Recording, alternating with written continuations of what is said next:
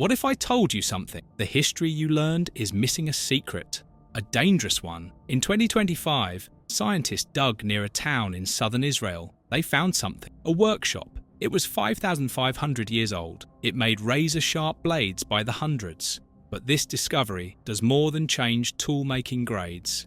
It threatens everything. Who ruled? Who built? Who kept the records? Therefore, we must ask, what else were we never told? This is more than stones and pits. It's about power, secrets, a civilization quietly erased. Stay with us. The truth they buried is about to surface. Visual, drone shot over Israeli plains, desert colors, empty land. Look at this land. It seems quiet, empty even, but beneath this soil lies a secret. A secret from 3,500 BCE. The year is 2025. A construction crew breaks ground near Kiryat Gat. They're building a new neighborhood. It's supposed to be routine. Dig, build, done. But something happens. The crew hits flint. Lots of it. Sharp pieces. Organized pieces. They call the Israel Antiquities Authority. Scientists arrive. They expect nothing special. Therefore, the site seems ordinary at first. Meet Jacob Vardy. He's an archaeologist. He kneels in the dirt. He smells the flint dust. His colleague Dudu Bitton works beside him. They've done this work for decades. They've seen many sites, but this one is different. The place is called Nahal Komem. Underground pits dot the area. Some have mud brick linings. Inside the pits, flint cores, long blades, hundreds of them. At first, they label it simple, an early Bronze Age settlement. Nothing more, just another village site. People lived here. They made tools.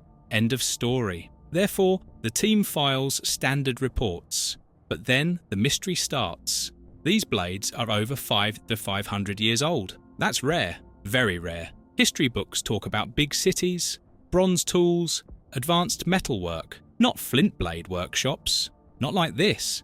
But this workshop exists. It's real. It's massive. Therefore, the accepted story starts to crack. Why should you care? Good question, because what this site reveals could rewrite history. The origin of specialization, the birth of power in the Levant, everything in textbooks. Many people believe ancient societies were simple, primitive, just farmers and hunters, small villages, basic tools. But if this site shows high specialization, that belief crumbles. It falls apart. The archaeologists keep digging. They uncover hundreds of blades, huge flint cores. Some weigh over 100 kilograms. That's massive, organized, planned. Then they notice something strange. Waste fragments are missing. Most sites have debris scattered everywhere. Flakes, chips, broken pieces. It's normal. It's expected. But not here. The waste is gone, hidden, buried. Therefore, a puzzle emerges. Why hide the waste? Was it deliberate concealment? Careful production? A trade secret? No one knows yet. Vardy stands up. He wipes his hands. He looks at Beaton. This isn't what we expected, he says. Beaton nods. No, it's not. They thought they found a craft site, just another workshop. But what they unearthed was far more, much more guarded. Therefore, we carry a question into the next phase. What exactly was this place? The sun sets over Kiryat Gat. The dig site grows quiet, but the mystery grows louder. As the team dug deeper, the simple story began to fracture. It revealed something nobody expected, something nobody was prepared for. What may be a hidden industrial network with implications that shake foundations. Let's go back in time, way back to the early Bronze Age in Canaan. That's roughly 3300 to 2000 BCE. Historians tell us a story. Society was modest then. Small villages, simple crafts, basic farming, nothing fancy. But recent years changed things. Archaeology hinted at more. Urban nodes, trade routes, complexity. Therefore, our discovery arrives at the perfect time. Now meet the Canaanian blade. It's a long flint blade. People used it for butchering, for harvesting, for daily work. Archaeologists knew these blades existed. They'd found examples before. But a full workshop? Never. Not in the southern region. Not like this. Therefore, this site becomes uniquely important. Here's the thing. The site was found by accident. Pure chance. Construction workers were digging foundations. They were building Karmi Gat, a new neighborhood. Standard salvage dig procedures kick in, but salvage digs have problems. They're rushed. They miss context. Time pressure ruins careful work. Therefore, the discovery is both exciting and precarious. Now comes the first major revelation. The archaeologists find underground pits, deep ones. Some have mud brick linings. Inside, an enormous volume of flint cores. Long blades, dozens, hundreds.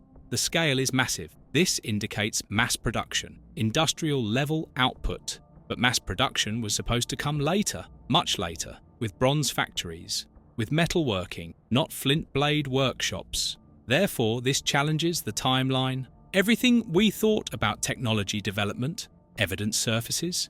These blades were distributed across the Levant. They travelled far and wide. This suggests trade, professional specialization, and economy. But how far did this network extend? No one knows yet. Therefore, the viewer asks, what was the full scale? Secondary characters enter the story. Local farmers, construction workers, the ones who first found the pit. One worker says, "We thought it was just foundation digging, regular work, but then the flint showed up, pieces everywhere." Another farmer adds, "My grandfather talked about sharp stones in the fields. We never thought much of it." Their testimony is informal, maybe biased, but it adds a human voice. Real people, real discovery. Therefore, the narrative gains credibility from multiple angles. Then comes the turning point. The Israel Antiquities Authority issues a press release. They call it a 5,500-year-old factory. They use those words. Factory. They describe a complex society with professional specialization. The public reads this. The media reports it. Headlines spread. But the academic world pushes back. Some scholars question the term factory. Too modern, they say. Too sensational. Not accurate for ancient times. Therefore, a debate erupts. Was this truly a factory? Is it just a village workshop?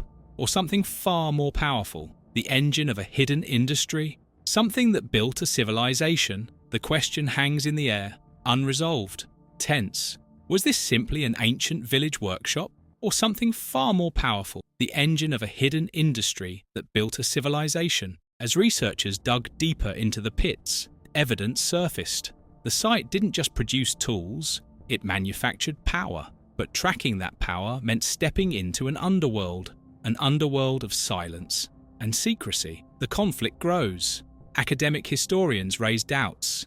They question everything. One scholar speaks, "We have urban settlements, yes, but this pushes specialization earlier than we thought, way earlier." But the lead archaeologists stand firm. They insist on their language. Factory, trade, specialization, complex society. Therefore, tension builds between mainstream archaeology and disruptive findings. Time becomes an enemy. The construction site has a schedule, deadlines, budgets. The dig must wrap up quickly. Crucial context may be lost. Important evidence buried forever under concrete and homes. But despite this pressure, the team continues finding extraordinary things. Therefore, the stakes escalate. Will we lose part of the story to development? Then comes a micro-climax. They uncover a massive flint core. It weighs over 100 kilograms. That's 220 pounds. Huge, heavy, deliberate. The core has scars, marks from repeated blade extractions. Each scar tells a story. Pull, strike, extract, repeat. The sheer size hints at something. Organized workflow, planning, knowledge. Previously, such cores were rare. People thought they were made randomly. Ad hoc toolmaking. Nothing special. But this evidence says otherwise. Therefore, the narrative of casual craft falters. It breaks down. The debris pattern becomes crucial. At typical sites, waste is everywhere. Flakes scatter across the ground. Chips mix with dirt. It's messy, natural, expected.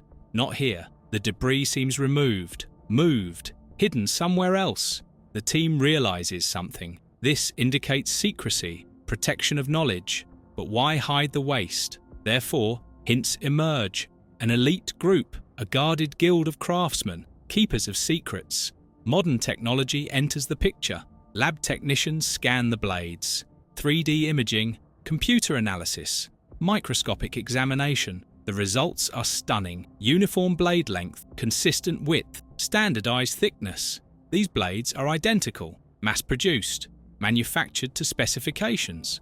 But standardization this early? It unsettles scholars deeply. Therefore, we see something new. This isn't just craft, it's industry. Jacob Vardy makes a claim, an important one. Only exceptional individuals knew how to produce Canaanite blades, he says. His voice is firm, certain, but that statement means something. Knowledge was restricted, limited, controlled. Therefore, we might be looking at a class system, specialists, not just villagers, an elite group of makers. The final revelation of this block arrives. Evidence shows export. These blades travelled. Mapping reveals finds in northern Israel, even Lebanon, all linked to this production centre. The blades match. Same technique, same style, same source. But if this network existed, why was it hidden for millennia? Why no records, no stories, no memory? Therefore, the mystery deepens. The questions multiply. When traces on blades led out of the workshop and across borders, everything changed. The simple craft site turned into an industrial hub.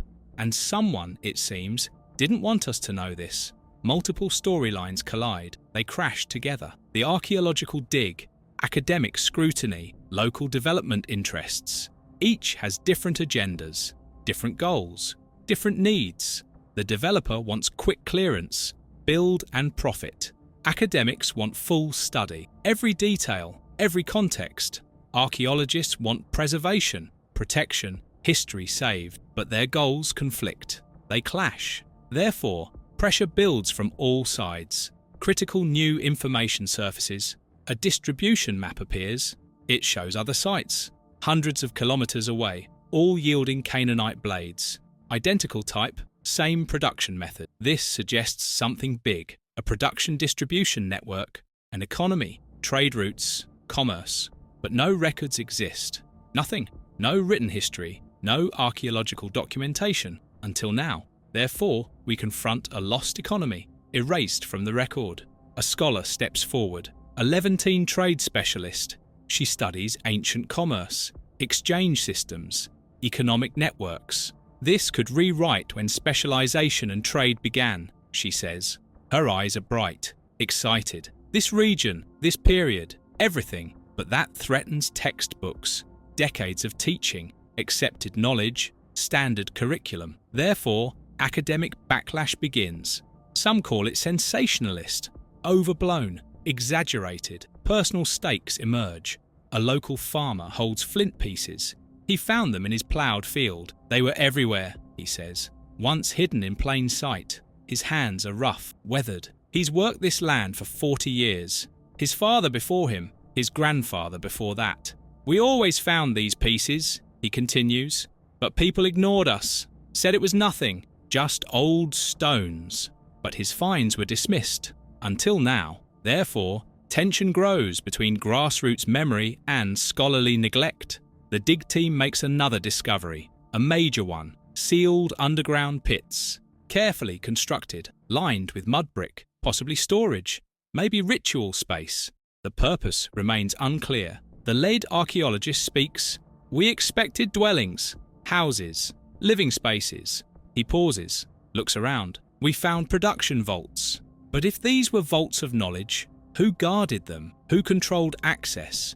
Who decided what was secret? Therefore, it implies something. A hidden elite, keepers of craft secrets, power brokers. Rapid-fire revelations follow. Video cuts show microscopic imagery, blade scars, identical across dozens of specimens. Same technique, same hand motion, same knowledge. Chemical analysis reveals transport. Raw flint came from distant quarries, miles away. Organised procurement, supply chains. Exported blades show wear patterns. Agricultural use, not domestic, not casual. Professional tools for professional work. But if export was so advanced, so organised, so widespread, why so little record? Why no documentation? Why silence? Therefore, the narrative turns. Suppressed histories, deliberate erasure, hidden truths. Then comes the cliffhanger. A researcher finds something, An old document, overlooked, filed away, forgotten. It's from the Israel Antiquities Authority archives. An older site map. It shows this exact area, marked as industry site in Hebrew-era records. But there's no publication, no paper, no official announcement. The document sat in files, buried in bureaucracy. But why? Why no publication? Therefore, we enter the heart of the conspiracy angle. Going after the archive took us into uncharted territory. What they found in the records may have been intentionally buried, and now we're about to expose why. The narrator makes an assertion, a bold one. This is not just history, it's erasure. The team accesses satellite imagery, aerial photos, modern technology looking at ancient pathways. The images show something: lines, routes, connections. Ancient pathways link the site to trade routes. Clear as day, undeniable. But official maps omitted these. Published histories skipped them. Academic papers ignored them. Therefore, we face something troubling, potentially deliberate omission. Final obstacles arrive. Local politics intervene. Construction companies start work. Bulldozers move. Artifacts risk destruction. Bureaucratic delays hamper access to the site. Time runs out. The site may be lost, buried, destroyed forever. Therefore, urgency becomes visceral, real, immediate. An emotional moment unfolds. A woman speaks. She's a descendant of Canaanite culture. Her family has roots here, deep roots. My ancestors' story was told by others, she says. Her voice cracks. Not by us. Never by us. Tears form. She continues. They wrote our history. They decided what mattered, what didn't, who we were, who we weren't. But she holds no official voice in archaeology, no academic position, no institutional power. Therefore, the human cost becomes clear. Whose history counts? Who gets to tell it?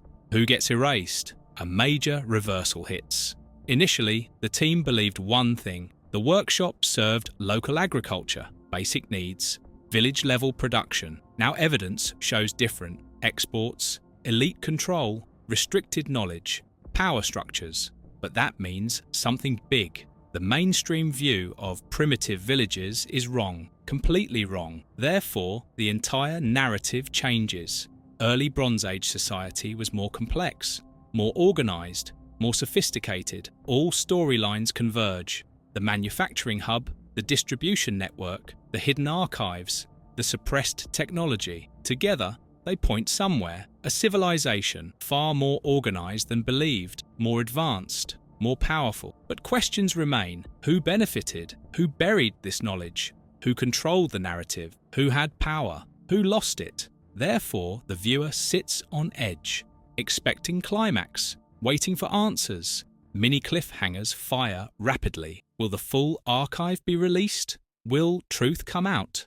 Will the site be protected or destroyed by development? Will mainstream academia accept the findings or dismiss them? Each question rises, one after another, rapid succession, building tension. The narrator issues a warning. Everything we thought about the dawn of civilization might be upside down, but the proof is now before us.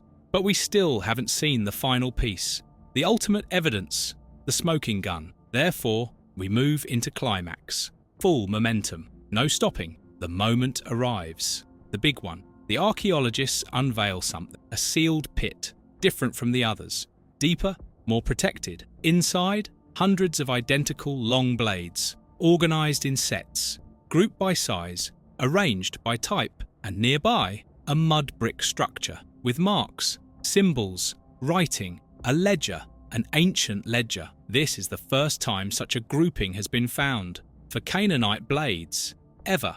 The definition of factory moves beyond metaphor. This was real industry, real organization, real power. Therefore, the idea of casual craft collapses completely. The ledger-like marks reveal something. Symbols correspond to production batches. Different marks, different sets, different purposes. This suggests bureaucracy, administration, commerce, record-keeping. But these symbols are undeciphered. No one can read them. Not yet. The voice of the makers remains silent, their words lost, their language forgotten. Therefore, this elevates everything, craft to commerce, from From village to civilization, emotional catharsis unfolds. The archaeologists react. Some stand speechless. Others cry, hands shake, voices crack. One says, "I have been doing this for 30 years. He pauses, swallows hard. "I've never seen anything like this." Another archaeologist, a woman in her 50s, drops to her knees. She touches the blades, gently, reverently. "They were here," she whispers. "Really here. They built this. They knew." But the stun turns to resolve. Vardy stands. He looks at his team. His voice firms up. "We must tell the world." Therefore, the promise from the hook gets fulfilled. Hidden truth revealed. Secret exposed. Payoff arrives for earlier foreshadowing. The debris removal explained. Control measure. The export network confirmed. Long-reach trade. The sealed pit found. Production center. All previously hinted, now explained. This was a specialized production center with controlled knowledge, long-reach trade, maybe even political power. But the name of the ruling group? Unknown. The institutions? Unnamed. The leaders?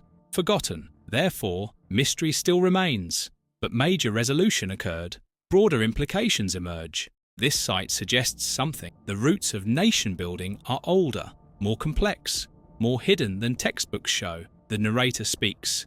What built cities first wasn't armies, it was tools. Think about that. Tools, not weapons, not conquest. Tools. But if tools built nations, what else are we missing? What other origins were suppressed? What other truths buried? Therefore, the viewer gains new questions, a changed perspective. Callbacks arrive. The opening montage returns. The flint blade cutting harvests, shaping history, building civilization. But the fear shifts now. Not fear of unknown anymore. Now it's awe. Awe of ancient intelligence, ancient organization, ancient power. Therefore, emotional release occurs. Catharsis, revelation, understanding. The block ends with a signal. The secret industry of the Canaanites may have been buried, but now we've found its blueprint. But what becomes of that blueprint today? In our world? In our time? Therefore, the story heads into resolution, final answers, lasting impact. Immediate aftermath unfolds. The site opens for public display. Selected artifacts move to the J. and Jeannie Schottenstein National Campus for the Archaeology of Israel. In Jerusalem, a museum, preservation, blades and cores go on exhibit. Students visit, teachers point, tourists stare. History comes alive, but many details remain unpublished. Under review, in analysis, the work continues. Therefore, the discovery is just beginning, not the end, the start. Where are they now? Jacob Vardy returns to new digs. Other sites, more mysteries, but this one stays with him. "It changed how I see everything," he says. Dudu Beaton reflects on implications. He gives lectures, writes papers, consults with historians. "The region's history needs revising," he explains.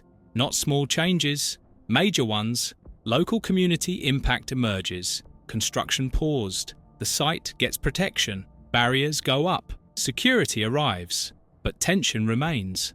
Development versus preservation, growth versus history, money versus memory. Therefore, real-world consequences appear. History isn't abstract. It's practical. It's political. Broader implications spread. Educational systems respond. Curricula may need revising. Textbooks rewriting. Lesson plans updating. What do we teach children about civilization now? Geopolitical angles emerge. The blades suggest power structures. Before recorded kingdoms. Before written history. Before we thought societies could organize that way. Who had power then? How did they get it? What does that mean for today's borders? Today's claims? Today's conflicts? Cultural impact grows. Modern inhabitants reclaim lost heritage. Pride emerges. Connection. Belonging. A young Israeli woman visits the site. She's 25, a teacher. "My students will learn this," she says, "about our ancestors, about what they built." But an elderly Palestinian man also visits. He's 70. He speaks quietly. "My people also come from here. This history is ours too." But challenging the narrative upends comfortable identities. Who owns history? Who belongs to the land? Who came first? Who built what? Therefore, the discovery has ripple effects beyond academia, into politics, into identity, into conflict and connection. Emotional reflection arrives. The narrator speaks slowly, thoughtfully. We came looking for stones. We found a civilization's voice, but we must decide if we will listen. Think about that. Will we listen? Will we change? Will we acknowledge? But listening demands something. We must question what we believe about our roots, our origins, our stories. Therefore, the viewer is prompted. Reconsider your worldview. Question your certainties. Seek new truths. Call back to the hook. The opening question returns. What else were we never told? But now it reframes. What will we now choose to tell? The responsibility shifts from past to present, from discovery to decision, from finding truth to sharing it. But the answer isn't simple, never simple. Truth is complex, messy, challenging. Therefore, the narrative loop closes, but invites continuing thought, ongoing questions, persistent curiosity. Final takeaway emerges. The tools that built nations may have been hidden, buried, suppressed, forgotten, but uncovering them changes everything. How we see the past, how we understand the present, how we imagine the future. A final quote. History isn't what we were told, it's what we are willing to discover. But discovery isn't passive, it's active, it's choice, it's courage. Therefore, the viewer leaves with responsibility, with agency, with power. Final image. Slow fade out on a close-up, a flint blade edge, shimmering under light, still sharp after 5,500 years, still powerful, still meaningful. Text overlay appears. Retooling the past begins now. The screen fades to black, but the story doesn't end. It continues. In museums, in classrooms, in conversations, in minds changed, in questions asked, in truths sought. The blade was hidden, but now it's found. The history was buried, but now it surfaces. The civilization was erased, but now it speaks. What else lies beneath our feet? What other secrets wait? What other truths need telling? The answer is up to us. To dig, to discover, to share, to remember. Retooling the past begins now.